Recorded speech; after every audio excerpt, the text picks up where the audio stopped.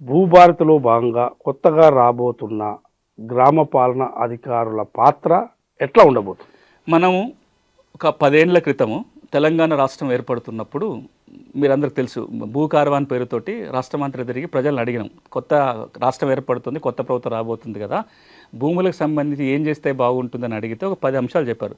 అలా అతి ప్రధానమైనది ఊరికొక అధికారి ఉండాలి, వాడు మా ఊళ్ళో ఉండాలి, అట్లా సగం సమస్యలు మా దగ్గర తీరిపోతాయని ప్రజల అభిప్రాయం. కానీ ఏదో ఒక కారణంతో ఆ వ్యవస్థ పూర్తిగా రద్దయిపోయింది 2020లో.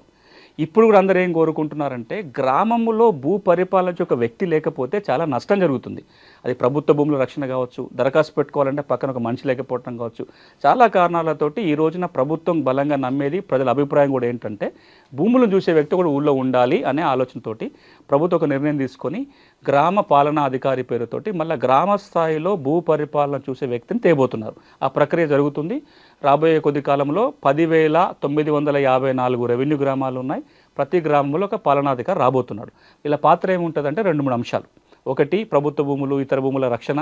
రెండోది, భూభారతి చట్టం కింద చాలా అంశాలలో నోటీసులు ఇవ్వాల్సి వస్తుంది. ఎంక్వైరీ చేయాలి, నోటీసులు ఇవ్వాలి. ఆ నోటీసులని పార్టీలకు అందించడం కావచ్చు, తేదీలు చెప్పడం కావచ్చు. ఇప్పుడు రెవెన్యూ రికార్డుల నిర్వహణ చేయాలి, అంటే ఆన్లైన్ రికార్డులను సరిగ్గా ఉన్నాయా లేదా చూడటం కావచ్చు. అంటే గ్రామ స్థాయిలో రెవెన్యూ పరిపాలన, భూ పరిపాలన చూడడం కోసం ఈ గ్రామ పాలన అధికారులు పనికొస్తారు.